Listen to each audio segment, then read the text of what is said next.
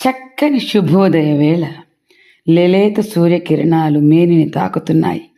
చల్లని వాతావరణం ఆహ్లాదకరంగా ఉంది. పక్షులు తోటి పక్షులను పిలుస్తున్నట్లు కిలకిల రావాలు గూడు విడిచి బయలుదేరే. కోడి కుక్కరకో అరుపులు. తొందరగా లేచి రా సఖీ, గోదాదేవి పిలుస్తుంది.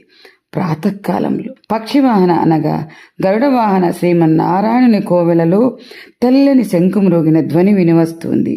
ఆ ధ్వని వినిపించే తొందరగా లేచి వచ్చాం.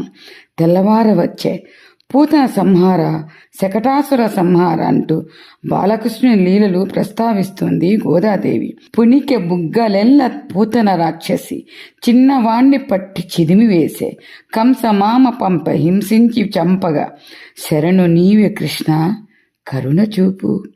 కంసుడంపగా రాక్షసి పూతన కృష్ణుణ్ణి చంపడానికి వచ్చి కృష్ణుని బుగ్గలు పునికి చిన్న బిడ్డను చిదిమింది.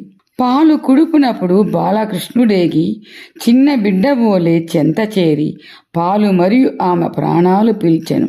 శరణు నీవే కృష్ణ కరుణ చూపు. పూతన రాక్షసి బాలకృష్ణునికి పాలు కుడుపుతుంటే కృష్ణుడు చిన్న బిడ్డలాగా చెంత చేరి పాలతో పాటుగా ప్రాణాలను పీల్చేశాడు. శకట మెగసె పైకి సఖ్యమే నమ్ముట, చిన్న బాలుడతడు చింతలేక ఊయలూగుచుండు కొట్టి నవ్వుచు. శరణు నీవే కృష్ణ కరుణ చూపు.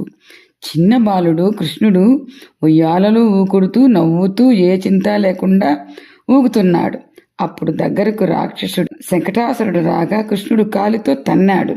నమ్మ శక్యం కాకుండా ఆ శకటము పైకి ఎగిరింది. కాలు విసర అది ఏ కాలయముండయ్యే, కృష్ణు జంప వచ్చే కృపయలేక లీల చూపినప్పుడు బాలకృష్ణుడు వేడ్క. ఏమాత్రం చిన్నపిల్లవాడు అని దయలేకుండా ఆ శకటాసురుడు కృష్ణుని చంపరాగా కృష్ణుడు కాలయమునిలాగా కాలు విసిరాడు అంటూ గోద చెబుతోంది.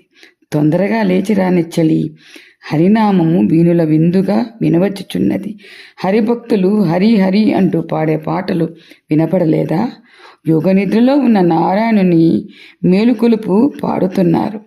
మేలుకో సిరినోము నోచదము రావే, గోదాదేవి దివ్య పదము శరణమమ్మ. తేట తేట తెలుగు పద్యాలలో కృష్ణలీలలు తిరుప్పావై తెలుగు సేత తప్పక వినండి. Please like, share, comment, subscribe చేయండి.